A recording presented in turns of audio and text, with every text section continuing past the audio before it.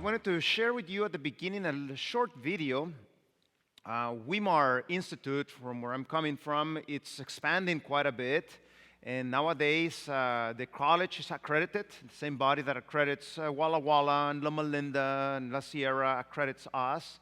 And we're offering nowadays different careers such as education, business, psychology, theology.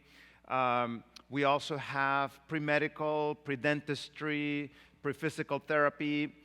And something special that we do as an institution is that every Wednesday in the afternoon, every student goes out to the community to fill needs that are in the community. And that's something that is called total community involvement. This is not optional, it's part of the educational program. Staff and students go out. So I wanted to show you a short clip about it. Second this off here.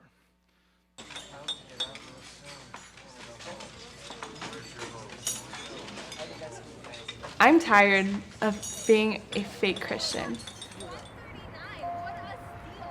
I'm tired of just going through the motions and not really practicing what I believe.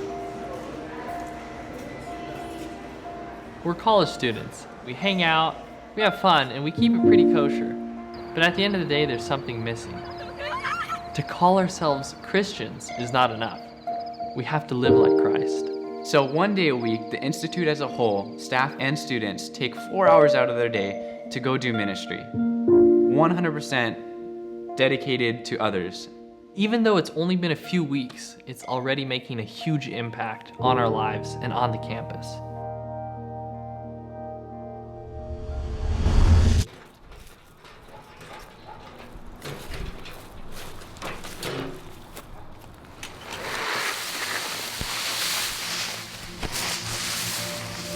We decided to go help a lady who is actually a member of the Lions Club from Colfax. She works a lot with the schools, and she actually needed some help herself in her yard.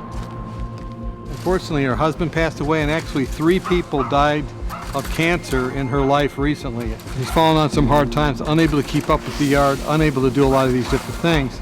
She really doesn't have anyone to help her out, so we decided to fill that gap.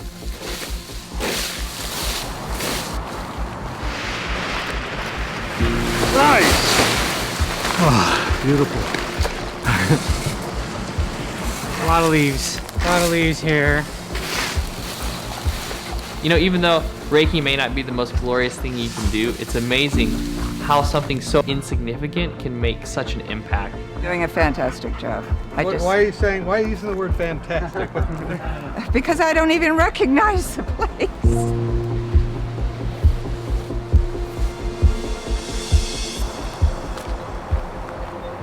I met Granny Sweet just as we were out doing outreach. We were handing out flyers for a diabetes class, and she just started opening up and pouring out her life story. She has all of these deep questions that she's wrestling with. She's like, is God really there? And I don't know if I can believe in this God. He just has some perverse sense of humor, because why would he let me go through all that I've been through? She shared with me that she was planning to move up to Oregon and take off and just try to find a better life up there. And I said, hey, well, I could bring some friends over. We'd be happy to help you out, move all your stuff and pack. And she was just like, really? Really? Would you guys do that? Good go, brother. It took all afternoon, but the whole time she was saying how she saw in us true Christians and she hadn't seen that before. My sisters and I are now start each conversation. Well, you know, there might be a God because of the people that we've met at Weimar. I don't know how else to say it, but you know, that's just the way it is when you on the outside looking in wishing that you had a God, but you can't really have one because you run up against something horrific. To meet Christians that aren't horrific is something truly special. The most important work I can be doing is out there meeting people, and not necessarily poring over my nursing books. While both are important, God wants me, I think, to be on the front lines.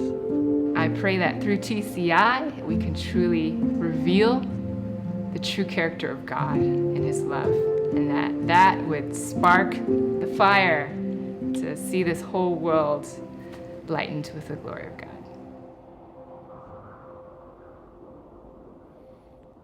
So that is the Total Community Involvement Project. So let's talk about the topic of this morning. Is there any hope for depression? If you talk to somebody with depression, they may tell you, I don't see how am I going to get out of this.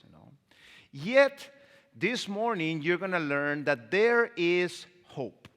Basically, there's two groups of people, if you start seeing around you, those that have depression and those that know somebody with a mental health issue, because they tend to be so common and so prevalent in our society today.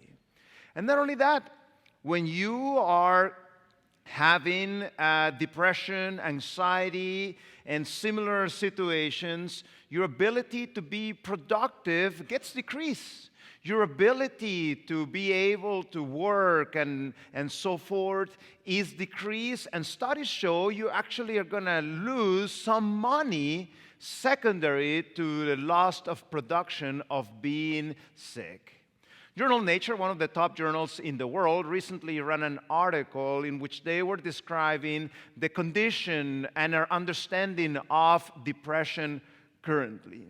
And they say that you are more likely to be cured from cancer than from depression. In fact, they say that medication is not actually solving the problem. In their summary of their findings, they summarize things saying that only half of the participants are able to achieve full remission in only 28% of the cases. Medication, they say, is not solving the problem. There must be something else. And that's what we're going to be talking about this morning, about that something else that you can do to overcome depression. Something we know is that cases of depression keep on increasing on our midst. And statistics that started back in 1915 started counting the number of cases of depression. It shows that year by year, we find higher numbers of people with depression. And not only that, statistics show among females, 1 out of 4 ladies will suffer depression at some period in their life. That is a humongous number if you start considering the population. Among males, the statistic is a little bit better. 1 out of 8 males will suffer depression at some period in their life. So how do you know if somebody has depression? Well, there is an international guideline in a book called the DSM-5, where it describes the classic symptoms of depression. And the definition says that if somebody has this 5 out of 9 symptoms that I'll show you in a minute, for more than 2 weeks, that's when depression will be triggered in the life of a person. So let us see quickly those symptoms. We have the symptom of deep sadness, in which males and females tend to represent the symptom differently. Among the males, they tell us, doctor, what I feel is that something is missing inside of me. I don't know what it is. I cannot put my finger. What is it? But something, I don't know what it is not right inside of me. Among females, they tend to represent this symptom more by spontaneous crying. In fact, they even tell me, doctor, I don't even know why I'm crying. I shouldn't even be crying. But this little thing made me cry. That's the way usually ladies represent this symptom. Next one, apathy, in which the person wakes up in the morning and they don't look forward to the day they need to face. In fact, some of them tell me, Doctor, what happened is that I'm getting old, they say. And this is the way old people feel. No, this is not the way old people feel. This is an abnormal symptom. Next symptom, agitation, in which the person loses their patience very easily. And or another way that this symptom is represented is by what is called psychomotor retardation, which basically means that you are talking or you are moving too slowly. And the interesting thing is that many times the person is not even aware they're doing that. Another person watching them may notice that, but the person themselves cannot figure out that they are doing that. And next symptom, classic symptom of depression, the person wakes up at 2 or 3 in the morning, and what happened to them? They cannot go back to sleep. The reason why this is happening in their brain is because depression is very related to the levels of serotonin that you have in your brain. Serotonin is that chemical that makes you feel good, gives you a clear mind, gives you energy, and so forth. Somebody undergoing depression, the levels of serotonin are too low in their brains. And in fact, if you have a bad night, you may have a little bit of low serotonin. And you may have experienced the symptoms, the achiness, your mind a little bit clouded, low energy, and so forth. Now imagine somebody going depression day by day. That's the way they feel. And this serotonin, which is hormone of the day, at night is transformed into the melatonin, the hormone that gives you nice, deep sleep. Therefore, somebody with depression has low level of serotonin, therefore will have low levels of melatonin. That's the reason why the person either has problems starting to go to sleep, they have an early awakening, and that early awakening actually is related to the severity of their depression. The more early they wake up, the more severe their depression tends to be. As the person improves, that early awakening starts to shift further. Now, that's one of the possible symptoms on sleep disturbances. The opposite is also true, in which the person has what medically is called hypersomnia. The person is sleeping too much. These are the patients that come to our residential depression program, in which sometimes they are sleeping 14, 16 hours a day. And you know what they tell us? Oh, doctor, they say, I wish I could sleep a little bit more. I mean, you can barely function, isn't it, with 16 hours a day sleeping? Think about it, That's barely enough time for you to get up, get a quick shower, eat something, and then it's over, isn't it? It's time to go back to sleep. Yet, even these people with hypersomnia are able to respond to what I'll be sharing with you this morning. Weight changes, in which the person has either or, in which the person is not hungry, and when it's time to eat, they may take a couple of bites of what is served there, and they say, "Oh, I'm not hungry." And this type of depression patient, not even the medication works on them. Because it makes sense. What we eat is transformed into the chemistry we have in our brain, and if I am not eating the right nutrients, my brain has a hard time making the right chemistry for my brain. That's why even if you put antidepressant medication, this patient tends to be non-responsive. It's what is called treatment-resistant depression. And the person starts losing weight secondary to the fact that they are not eating enough. But also, the opposite is also true, in which the person keeps on gaining weight. And many times that weight is related to the fact that the person is self-medicating with food. Which type of foods? Sugary foods, chocolate, white flours. These type of refined foods in their brain, they make them feel better. They don't know about biochemistry, the person, but they know if they eat these particular foods, that's going to make them feel better. Unfortunately, this works only temporary. So they eat the cookie, that made them feel good, but then the sugar crashes on them, and what do they need? Another dose. And now is the chocolate, and then they go up, and then they go down. And they go through the day like this, self-medicating with food, and unfortunately, all those calories add up, and the person ends up gaining weight secondary to that. Next one, problems concentrating.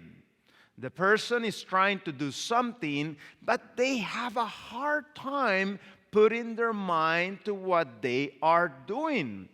Because they say, doctor, it's as if I have this cloud in my head. It doesn't let me think or make decisions. And that's secondary to the frontal lobe suppression that the depression is causing.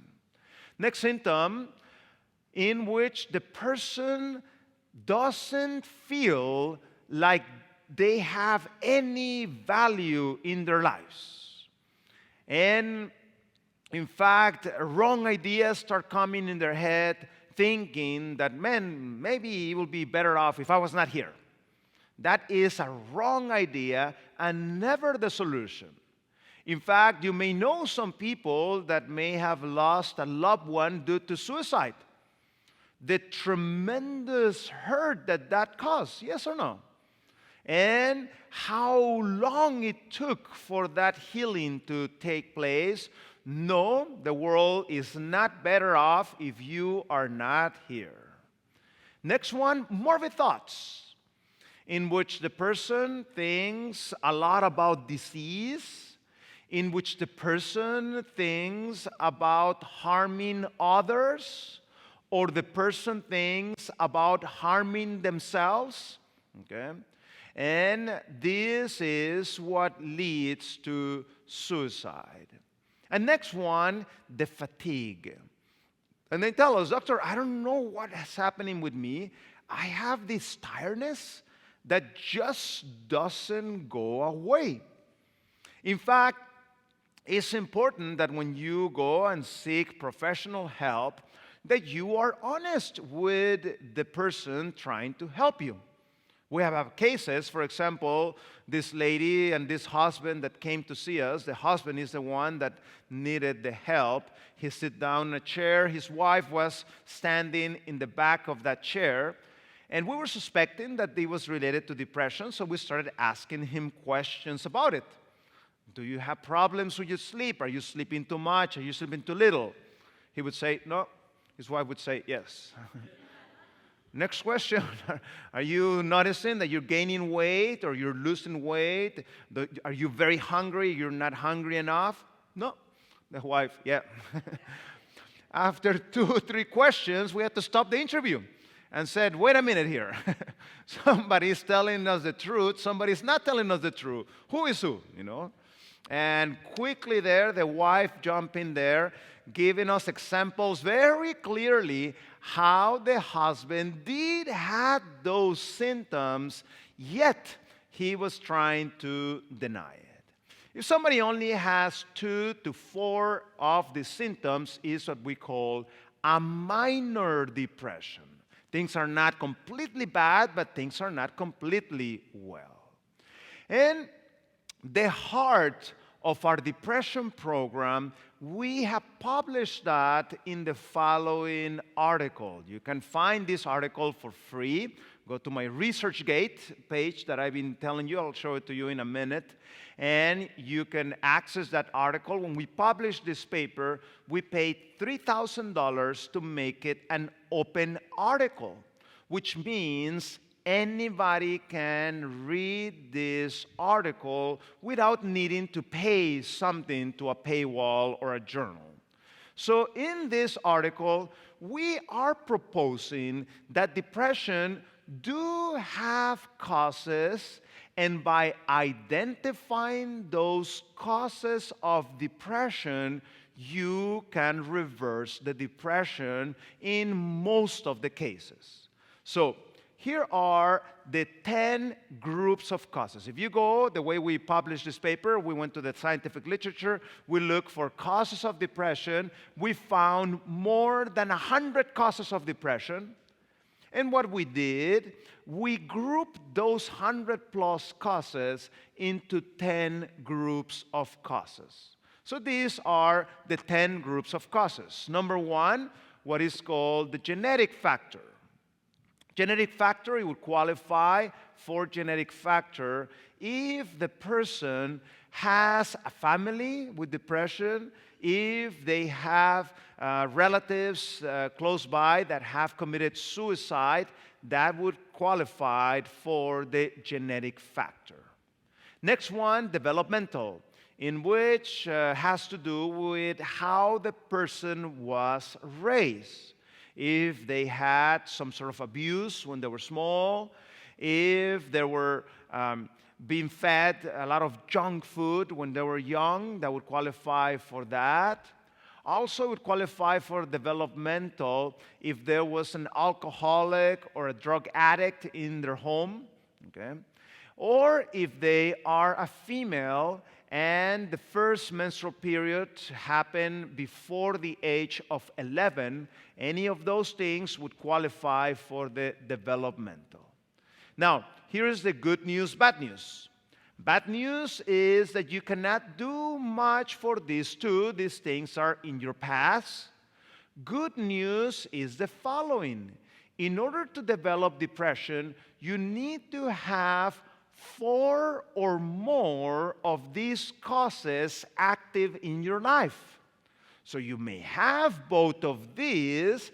That doesn't mean that you're destined to be depressed for the rest of your life. You still can identify the other two and start to reverse them. That is what our therapy consists on, identifying and reversing those causes of depression. Next one, lifestyle. You will qualify for lifestyle hit if you have any of these three. One, you don't have a regular exercise program. Two, you're not exposing yourself to bright light on a regular basis. Or 3, you spend too much time inside of buildings and you are not breathing fresh air on a regular basis. Okay? Any of these 3 will qualify for a lifestyle hit. Question, can you change this? Absolutely, isn't it? You can start an exercise program, you can expose yourself to bright light, you can spend a little more time outside breathing fresh air. Next one, circadian rhythm. Basically, it means having disorder in your life.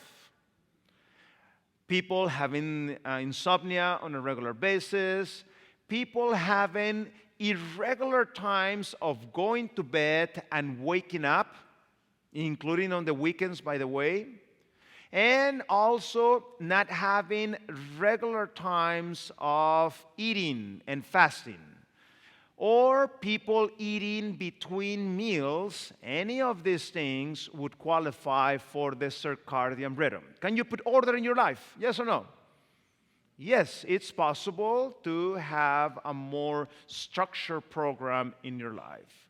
Next one, addictions. You qualify for addictions, any type of illegal drugs, but also some legal ones, such as the use of marijuana, such as alcohol, such as nicotine usage, such as benzodiazepines, narcotics. Any of these things would qualify for addictions, but also any product that contains caffeine will have a frontal lobe suppressing effect on your brain, and anything that suppresses your frontal lobe will increase your risk of depression. In fact, part of our therapy is to stimulate that frontal lobe to improve better. Next one, nutrition. As I mentioned, this one makes all the sense in the world. What we eat becomes the chemistry in our brain.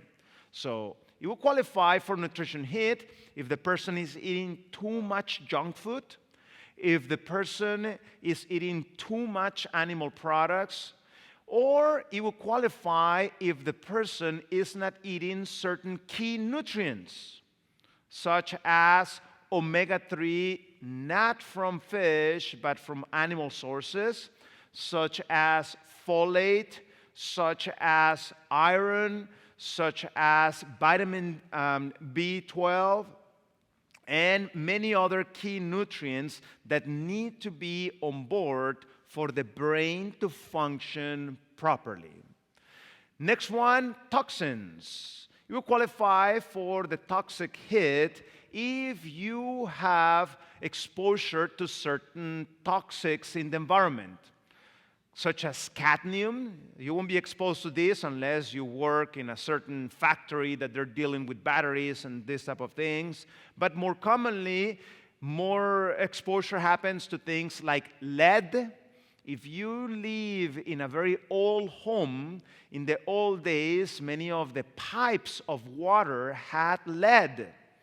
If you drink, like for example, water in this type of settings, you can expose yourself to lead. If you're using certain imported spices, certain imported spices are contaminated with lead.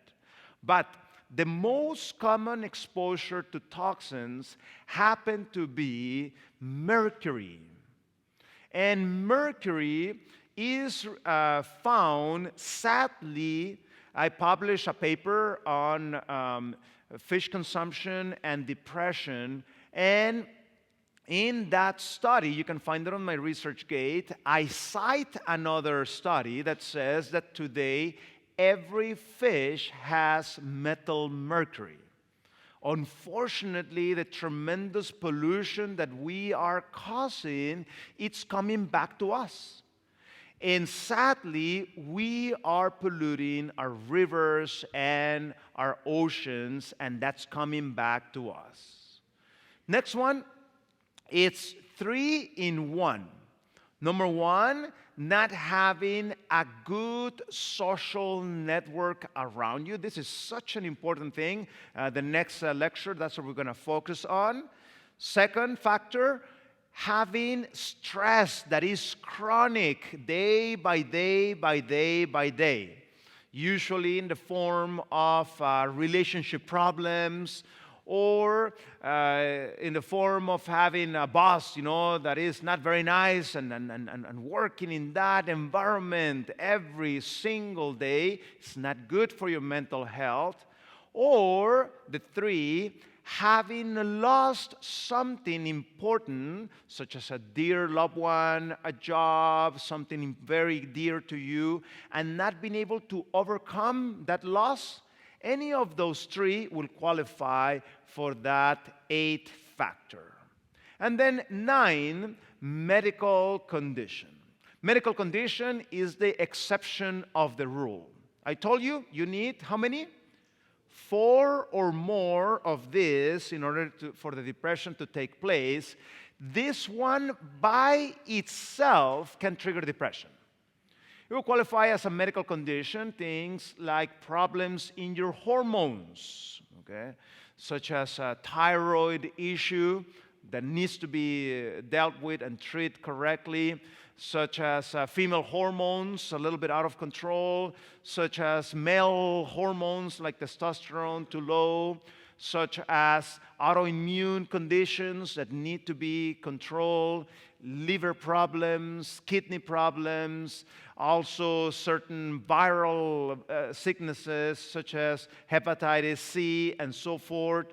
These type of things, like a cancer in the life of the person, they need to be dealt with, medically speaking, in order for the depression to improve. And finally, the frontal lobe hit. It will qualify as two groups of things that can affect the frontal lobe. Either you're doing things that go against your conscience, or you're not doing enough things to stimulate the function of your frontal lobe. Either or, that would qualify for the frontal lobe hit.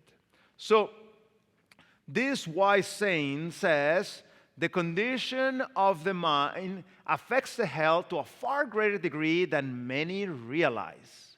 Many of the diseases from which men suffer are the result of what? Mental depression. Grief, anxiety, discontent, remorse, guilt, distrust, all tend to break down the life forces and to invite decay and death. This is from the book, The Ministry of Healing. So what about suicide? Sadly, suicide is increasing in our midst, and especially among the young people. A lot of young people are choosing this route. And one of the things that increases the risk of suicide is hopelessness. When the person doesn't see that there is hope in front of them, that is related to this behavior. Now, I live close to the Golden Gate, beautiful, huge bridge. If you have ever gone down to San Francisco and seen it, this bridge is so big that when they paint it, by the time they finish, the original paint is too old, and they have to start again. So you see those people, constantly working on that bridge because of their tremendous size. Now, sadly, a lot of people go there to commit suicide because they can just stop there in the middle and jump, and it's a long ways down there, I can tell you. Now, believe it or not, some people actually have survived the jump. And there was a researcher that went and looked for those people that survived the jump to try to ask them and then try to understand what does somebody that is committing suicide is thinking. So he went and found those people and asked them very interesting question. The first question he asked was, did you want to commit suicide? What was the answer? Yes, I wanted to commit suicide. And he did a follow-up question. Are you glad you didn't complete your suicide attempt? What was the answer? Yes, I'm very happy I was not able to complete my suicide attempt. So he said, wait a minute. First you're telling me you wanted to commit suicide. Now you're telling me you're very glad you didn't finish that suicide attempt. When did you change your mind? Good question, isn't it? When did you change your mind? You know what was the answer? As soon as my feet left the solid ground, I realized I had committed the worst mistake in my life. And what happened is that depression increases impulsivity. So the person ends up doing and saying things that later on they regret due to that impulsivity. Let me show you somebody that survived that jump. The sound?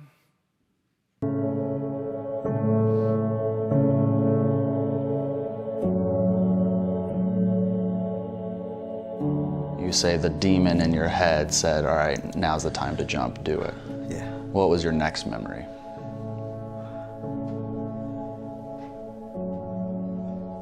Feeling like shards of glass were piercing my skin as I fell. because the fog just turns to icicles. When you find yourself in excruciating physical pain, what's the one thing you want that pain to do? Go away. And when you're in so much pain that you can't breathe, you believe you have to go. If we can teach people how to be resilient in the face of pain, how to cope with the pain, and how to survive the pain, a lot more of us could stay here, inside the pain. I want to help people recognize their value, that they are worthy, and that suicide is never the solution to their problem. It is the problem.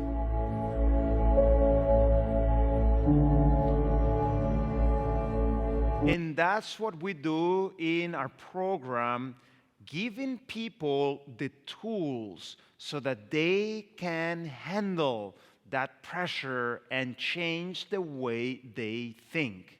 Because if wrong patterns of thinking keep on going, that's going to have a negative effect. So in closing, let me share with you this clinical case of one of our patients that came to our depression program. Her name is Mikala. She was sexually abused at the age of 13. And in order to deal with that pain, what she started doing is that she would establish boyfriend-girlfriend relationships that would become very intimate very soon. And then she would be dumped by her boyfriend, and she would start the cycle over and over again. Let me ask you, did that help with her depression problem? No, actually, it made it much worse. And when she went and sought medical help, one medication was not enough to control her. 2, 3, 4, 5 medications she was put on in order to control her severe depression. And you know what? Even though she was over-medicated, she was still very bright and intelligent, and she was able to get a job at the local pharmacy. And as soon as she started working at the pharmacy, the person in charge of the pharmacy started noticing her, and very soon they started establishing a boyfriend-girlfriend relationship. But this one seemed different than the other ones. This one seemed to be a little bit more economically stable and so forth. And she thought that she was in the top of the world. Very soon, he asked her to spend a long weekend down in one of the beautiful beaches in Mexico. So they went down there, and the next morning, he takes his shorts and goes for a swim. And she is in the hotel by herself and notices that he left the cell phone in the room. And curiously grabs that cell phone. It didn't have any code. So she goes to the section of the gallery where all the pictures were. And she realizes that this guy is going out with the other co-workers of her in the pharmacy at the same time that she's going out with her. And suddenly, from being the top of the world, her world completely crashes, and he grabs one of her bottles of pills and takes the whole thing. Good thing she was able to be found by the boyfriend very soon afterwards. She's taken to the hospital where they do a lavage of the stomach. And later in the evening, she gets released and gets back to the hotel. But when she's there by herself with the boyfriend, she realizes, no, my life is over, she said. And she grabs another one of her bottles of pills and takes it. But this one, unfortunately, had the side effect that caused a very severe drop in the blood pressure. So when she gets to the hospital, it's a big headache for the doctors overseeing that case because now she's going into kidney failure and all these problems. And the boyfriend, when he sees that, he says, oops, I need to go back to America, leaves her in Mexico by herself in that hospital. And let me finish with the story. So, aunt of her was able to fly down to Mexico and meet her, and she was able to help her through the process. She was there a couple of days, and when she was sent home, she knew about our depression program in California. It is a residential 10-day depression program. And as she went to our program, at the beginning, she didn't want it to be there. She still had these suicidal thoughts. She was not cooperating very much with the program. But a few days afterwards, as she started seeing that the others were improving, she wanted to improve herself, and she got herself in the program. We started working on the causes of her depression. Remember, I mentioned to you that is the heart of our program, together with intense exercise, bright light therapy, hydrotherapy, plant-based diet, correct patterns of sleep, and so forth. And you know, in a few days, the smile of Mikala came back. In fact, she told us it has been years since the last time she had felt so good. And that's because we started dealing not with her symptoms, but with the root causes of her problem.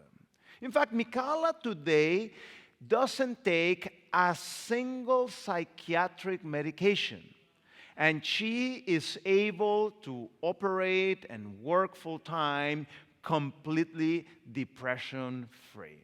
So, is there any hope for depression? Absolutely.